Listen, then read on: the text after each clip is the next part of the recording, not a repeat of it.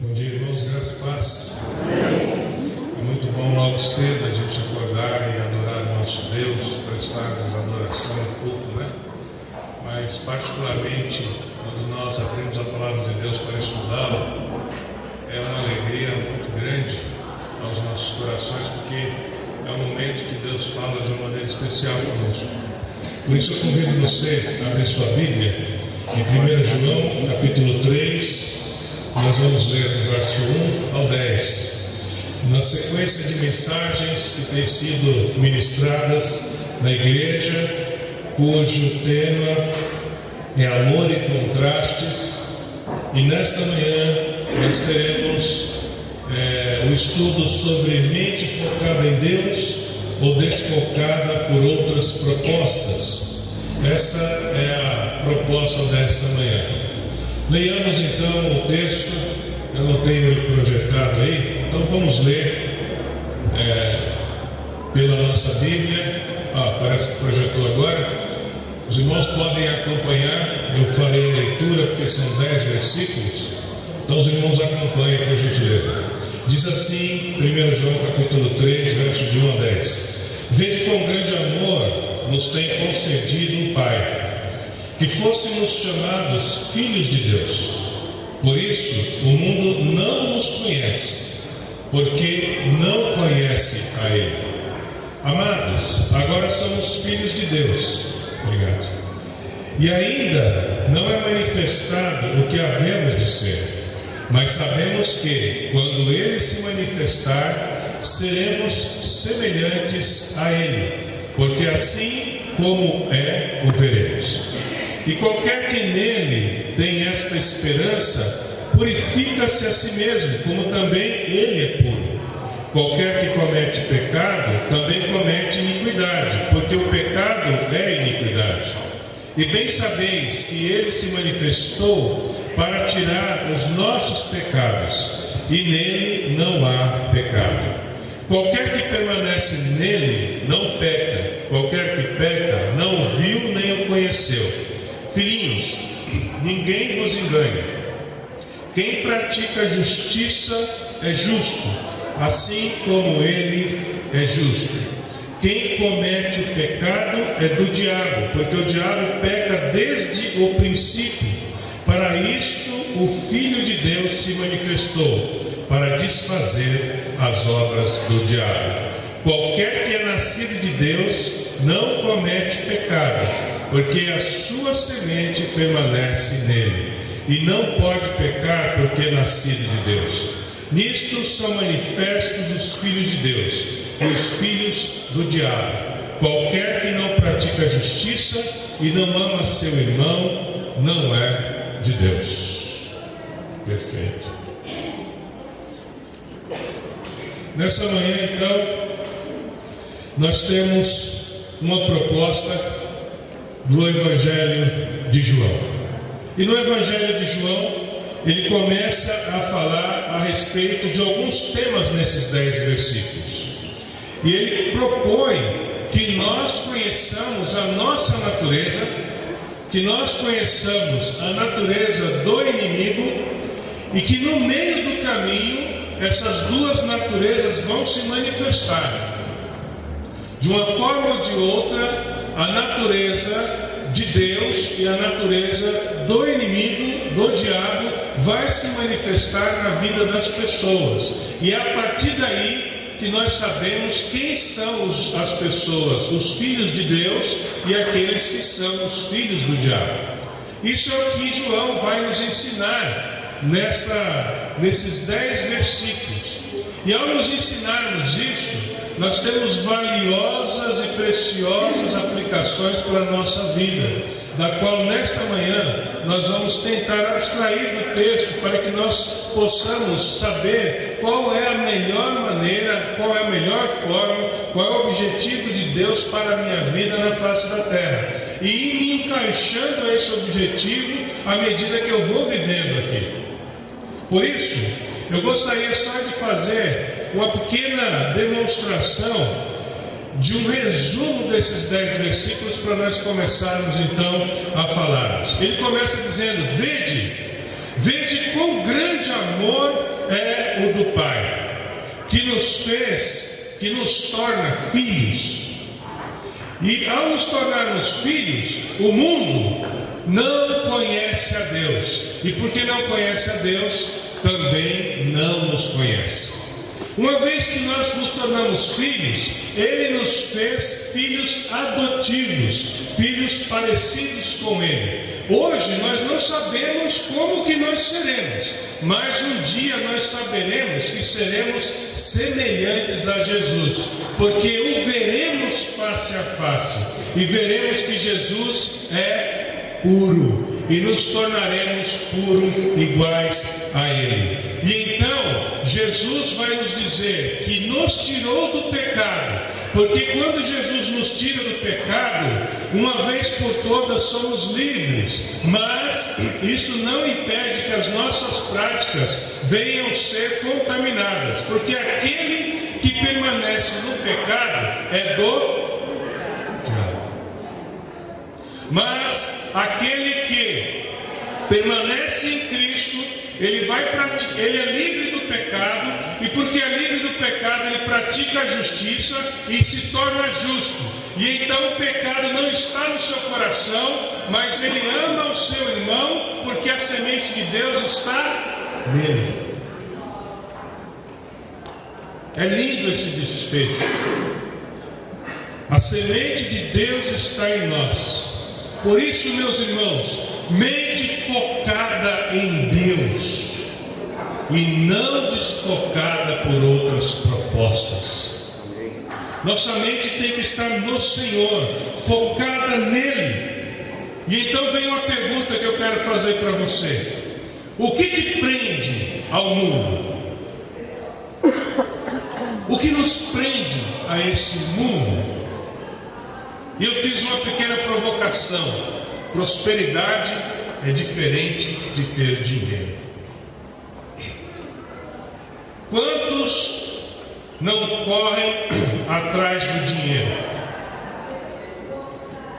E eu costumo dizer que o dinheiro, ele tem um fôlego muito bom e pernas longas. Quem correr atrás dele vai ter que ter uma perna mais longa que ele e muito mais fôlego que ele, porque ele corre, hein?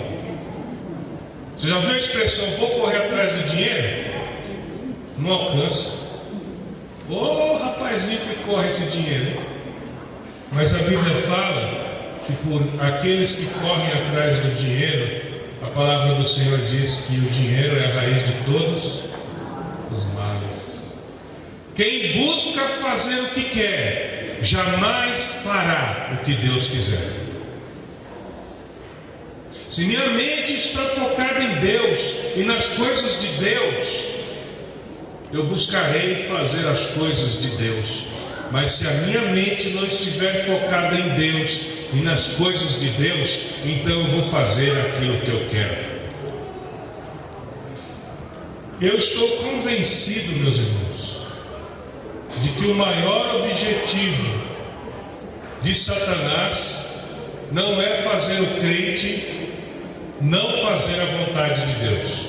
Deixa eu corrigir essa expressão que ficou um pouco confusa, né?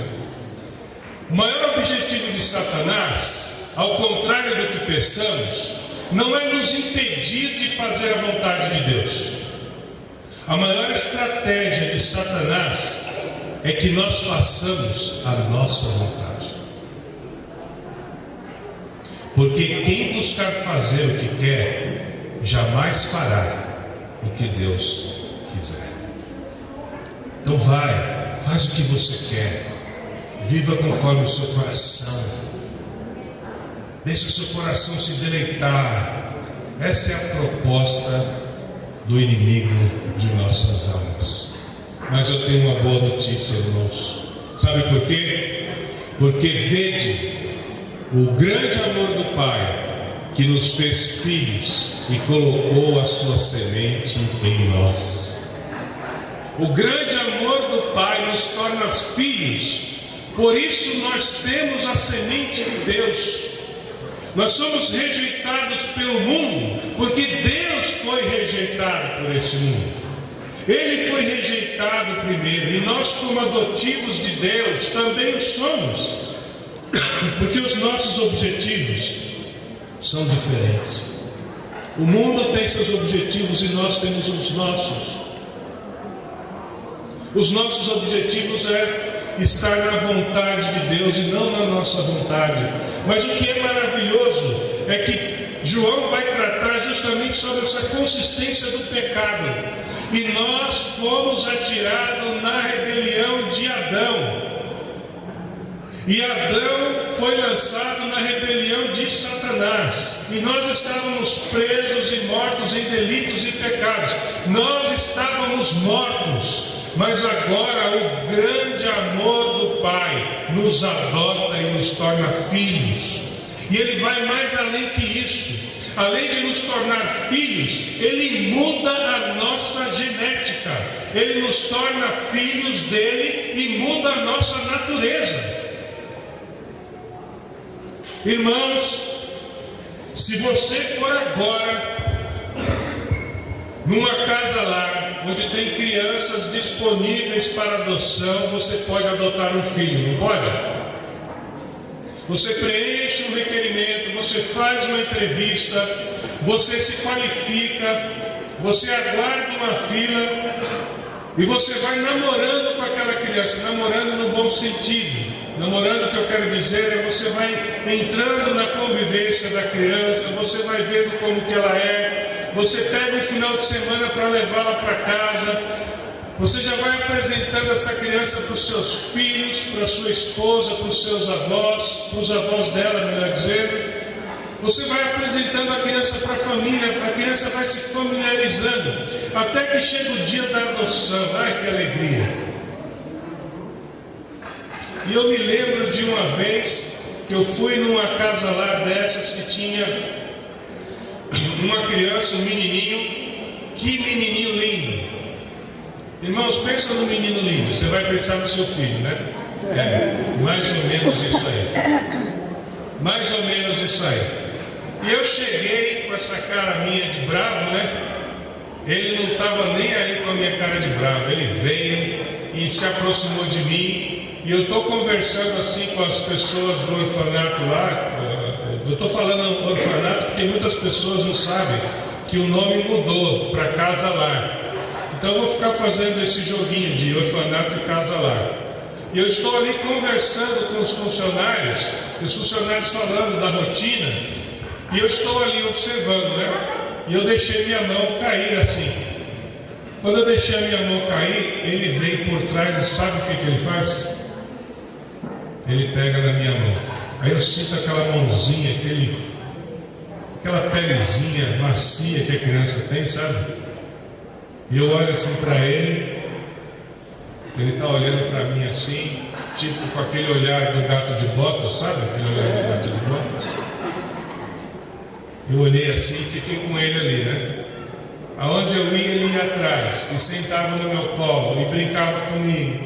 E eu ali, daquele jeito, né? Fazendo o trabalho junto com a minha família e a igreja, e ele me cercando. Irmãos, estava difícil. Que prova, viu? Que prova. Aquele menino me pegou mesmo. Ele que me adotou. E nós fomos convivendo. E eu vi aquele menino crescer. Ele tinha mais 4 irmãos. Tinha mais 3 irmãos, no caso irmãs. Era uma escadinha. 14, 10, ele de 7 e uma irmãzinha de 3. E eu fui vendo esses meninos crescerem. E o coração tão apertado. Um dia eu estava no fórum de Itaquera. Eu estava ali na sala dos advogados. Eu estou mexendo nas coisas e eu escuto alguém falar assim: tio! E um som de voz muito parecido.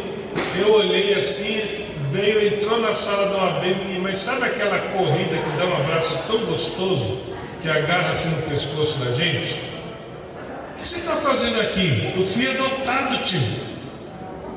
Aí eu saí, fui cumprimentar as pessoas que adotaram ele. O casal adotou os 4 irmãos que estava levando para o interior. E aquilo deixou meu coração tão feliz, tão feliz. E eu já vi ele integrado com a família. Ali eu aprendi o que esse texto quer dizer. Nós fomos adotados pelo Senhor. Deus nos adotou. Nós estávamos no pecado, mortos em delitos e pecados, e Deus pega e traz para nós. Mas sabe qual é a diferença entre esses 4 meninos que foram adotados para nós? É que aqueles pais nunca são de fato os pais dele. Não foi os pais que os geraram. Mas nós, Deus mudou a nossa natureza para nos tornar filhos legítimos. Porque a semente de Deus está em nós. Deus fez mais do que adotar. Deus nos deu mais do que essa alegria. Ele mudou a nossa natureza de pecadores para filhos de Deus. A palavra de Deus diz que todos os quantos os recebeu, deu-lhes o poder de serem chamados filhos. Irmãos, ser filho de Deus é um poder. É um poder que nós temos de dizer não para o pecado. De dizermos para o pecado: você não tem mais domínio sobre mim, porque agora eu tenho a nova natureza do Senhor, porque Ele fez essa nova natureza nascer em mim. Glória a Deus. Amém. O plano de Deus para nos libertar do pecado é nos tornar filhos dele e mudar a nossa natureza de pecadores para filhos de Deus. E um dia nós seremos semelhantes a Ele. Ai, irmãos, está chegando a hora que nós vamos ser transformados em glória e seremos iguais a Ele. Enquanto isso não chega, fica firme, porque Deus é fiel. Amém? Também está escrito na palavra de Deus que agora nós somos filhos e fomos, e como nós seremos? Nós seremos semelhantes a Jesus como crentes, e então o veremos face a face e seremos como Ele. A promessa que está nessa palavra é que agora nós somos filhos de Deus e ainda não é manifesto ou manifestado o que havemos de ser, mas sabemos que quando Ele se manifestar, seremos semelhantes a Ele, porque assim como é, nós vamos vê-lo face a face. E então nós sairemos da redenção que hoje nós estamos. Nós estamos numa situação de redenção, fomos redimidos pelo sangue do Cordeiro de Deus. Mas quando nós virmos a Jesus face a face, nós sairemos dessa situação de redenção e vamos para um novo estágio de glorificação para todos sempre, cantando louvores àquele que transformou o nosso corpo de glória em glória. Amém. Quando nós vermos Jesus, o nosso corpo será glorificado e de uma vez por todas não teremos mais lembrança nem qualquer sujeição ao pecado, porque nós seremos livres do pecado para sempre, para vivermos do lado dele, glorificando-o de eternidade em eternidade, em eternidade, em eternidade. Amém. Você tem noção disso? Uma vez eu vi uma ilustração sobre a eternidade. Talvez alguns de vocês conheçam. Mas o tempo da nossa glorificação é semelhante a uma montanha de 3.000 metros de altura, feita toda de aço. Tenta imaginar aí. Uma montanha de 3 metros de altura, toda feita de aço. E vem um pássarozinho, um pardalzinho, sabe aquele pardalzinho? Aquela coisinha pequenininha. Ele vem voando. Aí ele, sem querer, ele bate o peito dele no bico da montanha e causa um desgaste, né?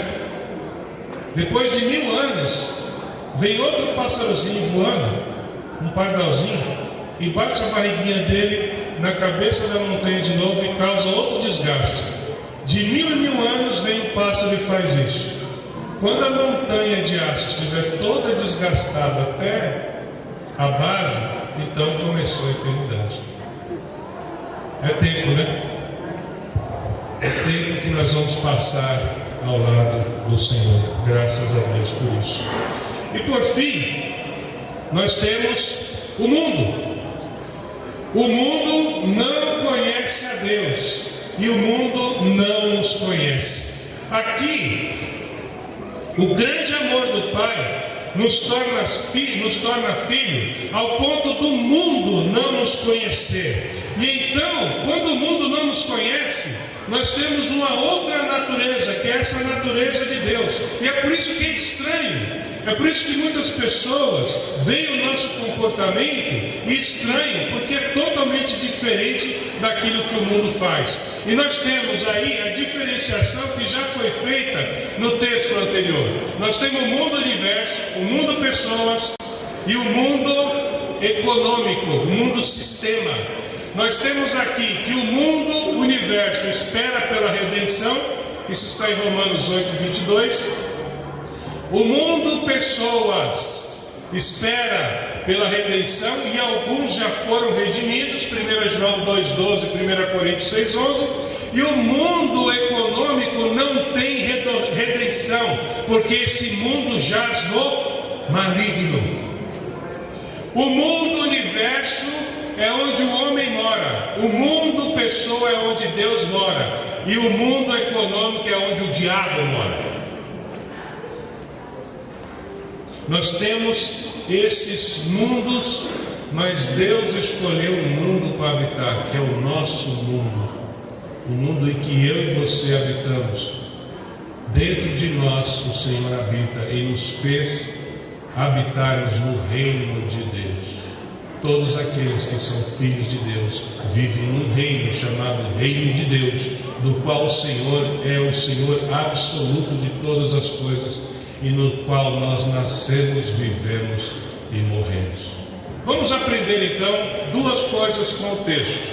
Essa é a exposição do texto. Agora nós vamos aprender o que o texto nos diz. Primeiro, o mundo e o amor do Pai.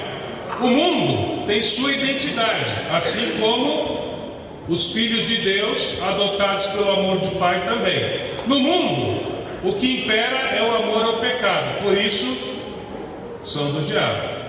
Mas aqueles que têm a identidade do Pai, eles vivem na prática da justiça e então amam ao seu irmão. Simples assim. Quem é do mundo vive na prática do pecado e é do diabo. Quem foi alcançado pelo amor do Pai tem a identidade da prática da justiça e ama o seu irmão. Uma luta existe então dentro de nós. Como permanecer justo e puro então? Esse é o desafio do cristão. Como que eu e você permanecemos justo e puro? Para isso eu quero contar uma historinha, tá bom? Estamos de acordo? Então vamos lá. Era uma vez a Júlia a Júlia e o seu avô. A Júlia e o seu avô estavam ali em casa, e a Júlia era filha, obviamente, de um dos filhos do vovô dela. E os pais da Júlia trabalhavam. E como a Júlia era pequenininha, os pais optaram, ao invés de deixar a Júlia na creche, deixarem com os avós. Já ouviu essa historinha em algum lugar? Eu particularmente fui criado pela minha avó. E minha avó me ensinou muitas coisas, principalmente a comer jiló e chuchu. Coisas que crianças adoram, né? Criança não vê a hora de chegar em casa para comer jiló e chuchu. Então, a gente aprende muitas coisas com os avós, né? E um dia ela chegou em casa e falou assim: vovô, eu tenho um trabalhinho para fazer. Ah, você tem um trabalhinho, minha netinha? Tem um trabalhinho para fazer. Aí ele falou, qual é o trabalho? Ah, vovô, eu tenho que pesquisar sobre as coisas do mar, sobre esqueleto. Ah, vem cá, pega as suas coisinhas então da praia, pega lá a sua pá, o seu baldinho, o seu biquíni, põe seu biquinizinho, que o papai vai te levar para a praia. Bom, esse vovô mora como um bom vovô paulista, ele se aposentou e foi morar onde? Santos, São Vicente, Praia Grande, que é o que a maioria dos vovôs fazem quando se aposentam, né? Vai para a praia, porque o clima é melhor para as pessoas que têm idade acima de 70 anos, assim dizem os médicos, né? Por causa de problema de respiração e tudo. Vai lá o vovô e a netinha para a praia. Chegando lá na praia, o vovô arma a sua barraquinha, senta a sua cadeirinha lá, tinha pessoas próximas, e ele falou, vai lá filhinha, vai lá netinha, pega o que você quer lá e traz aqui para o vovô. Aí ela foi e pegou uma estrela do mar. Falou, olha vovô, o que eu achei, uma estrelinha do mar. Ele falou, muito bem minha netinha, uma estrela do mar. É um animal que faz parte dos equinodermos, ou filoequinoderma, e da classe asteroides. Mas isso você vai aprender mais na frente. O que te interessa saber é que ele tem 5 tentáculos, e o esqueleto dele, o ossinho dele é do lado de dentro. E olha aqui, ó, olha a boquinha dele, virou a estrela do mar de ponta cabeça e mostrou a boquinha por onde ela comia. E a netinha ficou encantada. Ai vovô, que lindo, que lindo. Pois é, agora deixa a estrelinha aqui e vai lá pegar outra. Mas olha, lembre-se que ela é do parente da bolacha do mar, do pepino do mar e do ouriço do mar. Tudo isso são priminhos da estrela do mar. E aí ela foi lá mais uma vez e trouxe uma ostra. E o vovô falou, uau, uma ostra! As ostras são moluscos pertencentes à família dos Estreidae e da ordem do Estreoida. A netinha, você vai aprender isso mais na frente. Por hora, você precisa saber que dentro dela tem um bichinho chamado molusco. Por que ele chama molusco? Porque ele não tem ossos. E essa carcaça aqui é para protegê-lo dos seus predadores. Ai vovô, que legal. Pois é, agora vai lá e pegue mais uma coisa. E ela trouxe uma alga marinha. Ele, você trouxe uma alga, né? Ela é constituída por diversos protistas, conhecidos simplesmente por algas. E elas, como as árvores, produzem oxigênio nos mares. Mas isso você vai aprender mais para frente. Por hora, você tem que saber que a alga é o alimento de muitos peixes. E é por isso que muitos peixes se alimentam dela. E ela não tem esqueleto, porque ela é da linhagem ou da natureza da fauna do nosso mundo. E então, terminadas essas instruções, o vovô falou assim, pega tudo aí e leva de volta para o mar. Vamos salvar o mundo, minha netinha. Essa é a última história que você vai aprender. Nós vamos salvar o mundo, vovô? Vamos salvar o mundo. Devolve as estrelinhas, devolve as conchas lá, que nós vamos salvar o mundo. E aí, enquanto a netinha ia para o mar jogar tudo de volta, uma pessoa que estava do lado falou assim, vovô, gostei muito da educação que o senhor dá para sua filha. Achei muito bonito o que você está fazendo. Mas você acha mesmo que devolvendo essas estrelas e essas coisas ao mar, você vai salvar o mundo? A gente sabe que não vai, né vovô? Aí o vovô olha para aquele rapaz e vê uma oportunidade grandiosa. E ele diz o seguinte, meu jovem rapaz, existem vários mundos. O mundo que nós habitamos, o seu mundo e um mundo a qual nós não temos controle. E quando minha neta foi levar embora aquelas estrelas, ela salvou o mundo da estrela, o mundo da concha e o mundo da alma, porque ela teve a oportunidade de viver novamente. Por onde nós temos que começar, meus irmãos?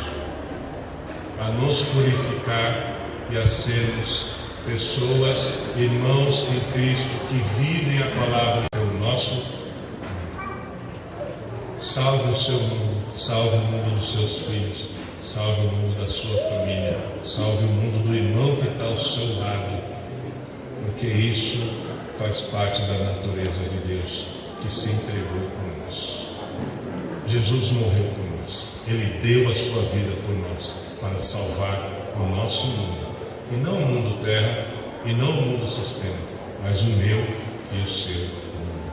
Da mesma forma, como filhos dele, nós devemos fazer a mesma coisa. Mas se nós buscarmos fazer a nossa vontade, quem busca fazer o que quer, jamais fará o que Deus quiser. Essa é a primeira lição então que a gente aprende desse texto. E eu quero caminhar para o final rapidamente, que meu tempo já está se esgotando.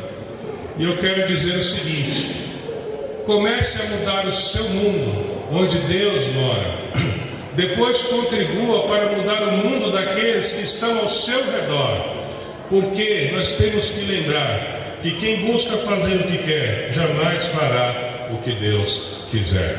O outro aspecto é: Jesus tira o pecado. Aquele que permanece no pecado é do diabo, mas aquele que permanece em Cristo está livre do pecado, pratica a justiça, se torna justo, não tem o pecado no seu coração, mas ama seu irmão, porque a semente de Deus está nele. Nesse aspecto, quando o amor de Deus, a semente de Deus está em mim, nós temos que então entender que há uma luta em nosso coração, que é o amor, benevolência, e permanecermos perto do amor, benevolência, e longe do desejo, concupiscência. Quando nós entendemos que concupiscência está relacionado ao possuir, ao ter algo para si, e a concupiscência é uma forma desfigurada do amor, porque se preocupa com a posse de seu objeto, então nossa inclinação, ela caminha mais perto do amor de Deus. E então nós não vivemos na prática do pecado, e nós buscamos cada dia mais viver esse amor de Deus. E o amor de Deus é amar o seu irmão e todos aqueles que estão longe do Senhor, para que eles sejam e tenham a oportunidade de serem trazidos de volta. A benevolência é o amor relacionado ao querer bem o que é do outro. É o amor que compreende o amor de Deus e dele se aproxima. Isso porque o amor que se preocupa com o bem do seu objeto, que no caso não são bens materiais, mas pessoas, é o amor que Deus quer no nosso coração. É o amor que Deus coloca no nosso coração em relação aos nossos filhos, em relação às pessoas, em relação às coisas de Deus, não dá espaço para a convivência com outro amor. Isso é o que nos ensina Lucas 10, 27 e Mateus 22, 37.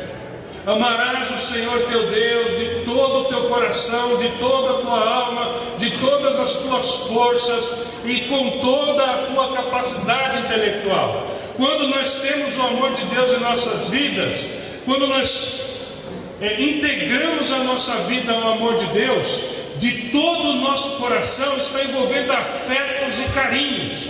Todos os meus afetos e todos os meus carinhos têm que estar voltados para o amor de Deus, porque então ele será benéfico e alcançará o irmão, alcançará o cônjuge, alcançará os filhos, alcançará o amigo do trabalho, alcançará o seu vizinho, alcançará essa vizinhança e partirá para o mundo.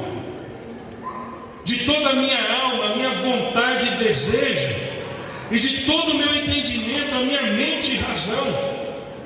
O amor de Deus também exige razão, raciocínio, exige a minha vontade em direção a Ele, porque o amor de Deus, Ele nos constrange a tal ponto que a nossa natureza foi mudada, e nós então aprendemos que não é a nossa vontade, mas é a vontade de Deus, e aprendemos que não é viver para nós, mas vivemos para o outro, para o meu irmão. Uma das perguntas que eu quero fazer para o Senhor quando eu chegar lá no céu é tirar uma dúvida com Ele. Eu já tenho uma suspeita da resposta. E uma das dúvidas, são muitas, eu não sei se você também tem, mas eu tenho uma que eu precisava falar com ele. E ele disse assim, que uma das coisas de demonstrar o amor é você entregar a sua vida pelo seu irmão. E eu fico pensando, se eu entregar a vida pelo meu irmão, é eu morrer como Cristo morreu? Ou é eu me doar como Jesus se doou? E eu estou desconfiado que não é morrer como Cristo morreu, porque Ele é único, ninguém vai conseguir morrer como Ele. E a minha desconfiança, então, não é eu morrer pelo meu irmão, mas é eu doar a minha vida por amor a meu irmão. E então viver como Cristo viveu. Cristo buscava o seu relacionamento com as pessoas, e buscava entender as pessoas, buscava entender os problemas dela. E ali, naquele encontro entre Deus e as pessoas, o Senhor operava milagres. Desconfio eu que entregar a nossa vida, entregar a minha vida pelo irmão, é olhar para o meu irmão de tal forma que eu veja Deus na vida dele e busque com ele adorar a Deus juntos e juntos resolvermos os problemas dessa vida que tanto quer nos maltratar, porque o mundo não nos conhece, mas Deus nos conhece.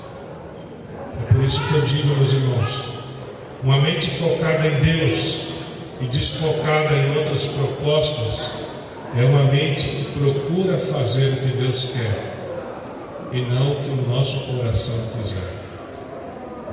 Porque quando nós reconhecemos essa natureza e a vivemos, sabemos que a semente de Deus está em nós, como o texto diz, e porque ela está em nós, a nossa velha natureza foi transformada, nós fomos redimidos e agora nós podemos viver intensamente esse amor com o qual Jesus nos amou, ao ponto de se entregar por nós, com todo o nosso coração, de toda a nossa alma e de todo o nosso entendimento. Porque aquele que dessa forma pratica uma mente focada em Deus, uma mente direcionada em Deus e não em outras propostas, certamente quem busca fazer o que quer nunca fará o que Deus quiser, mas quem busca fazer o que Deus quer jamais fará o que você quiser, porque a vontade de Deus é muito mais importante para as nossas vidas, porque ela é boa, perfeita e agradável. Que nessa manhã as nossas vidas estejam focadas nesse propósito, de nós vermos o amor e os contrastes desse amor e focarmos nossa mente em Deus, para vivermos o amor ao irmão e o amor a Deus de uma maneira que o agrade e nos faça sermos reconhecidos cada dia mais como filhos do Deus vivo.